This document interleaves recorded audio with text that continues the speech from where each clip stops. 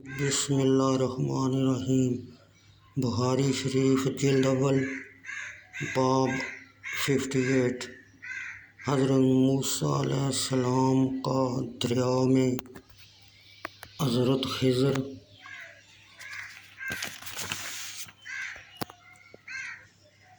علیہ السلام کے پاس جانے کا بیان، اور اللہ تبارک تعالیٰ کا قول، کیا میں تمہارے ساتھ رہوں اس شرط پر کہ تم مجھے سکھا دو گے نیک بات جو تمہیں تعلیم ہو۔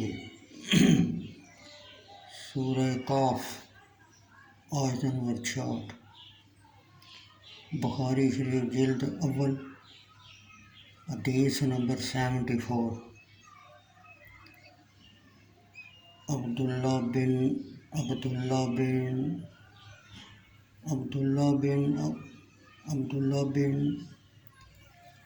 نے بتایا، حضرت عبداللہ بن عباس رضی اللہ تعالیٰ عنہ نے فرمایا، میرے اور حور بن قیس بن حصص فرازی کے درمیان صحب موسیٰ میں اختلاف ہوا۔ ابن عباس کا کہنا تھا وہ خضر ہیں۔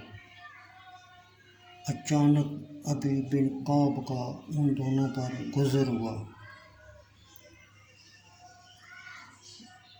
ابن عباس نے ان کو بلایا اور کہا، میرا اور میرے دوست کا بامی صحب موسیٰ میں جھگڑا ہے، جس سے ملاقات کے لیے حضرت موسیٰ علیہ السلام نے اللہ تعالیٰ سے راستہ پوچھا تھا۔ کیا تم نے نبی اکرم صلی اللہ علیہ وسلم سے ان کے متعلق کچھ سنا ہے؟ ابی بن کعب نے کہا، ہاں، نبی اکرم صلی اللہ علیہ وسلم کو میں نے فرماتے ہوئے سنا ہے کہ ایک مرتبہ حضرت موسیٰ علیہ السلام بنی اسرائیل کی ایک جماعت میں تشریف فرما تھے۔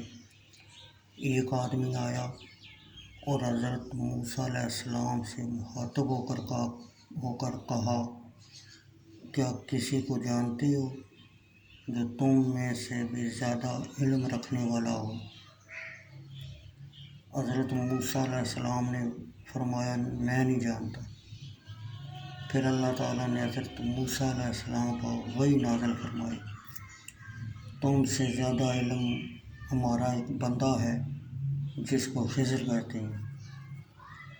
حضرت موسیٰ علیہ السلام نے اللہ تعالیٰ سے ان کی ملاقات کا راستہ پوچھا تو اللہ تعالیٰ نے مچھلی کو اس کے لیے علامت بنایا اور انہیں کہا، جب تم مچھلی گم پاؤ تو واپس لوٹ آنا، تمہاری ان سے ملاقات ہو جائے گی۔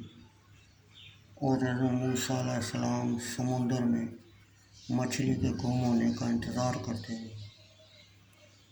تو حضرت موسیٰ علیہ السلام کے خادم یوشع بن نون نے حضرت موسیٰ علیہ السلام کو کہا، بھلا دیکھیے تو جب ہم نے اس چٹان کے پاس جگہ لی تھی تو میں بے شک مچھلی کو بھول گیا اور مجھے شیطان ہی نے بلا دیا کہ میں اس کا ذکر، اور اس نے تو سمندر میں راہ لی تو حجب ہے۔ موسیٰ علیہ السلام نے کہا، یہی تو ہم چاہتے تھے، تو پیچھے پلٹ اپنے قدموں کے نشان دیکھتے ہوئے۔ سورہ کاف آیت نمبر 63-64۔ تو ان کی حضرت خضر سے ملاقات ہو گئی۔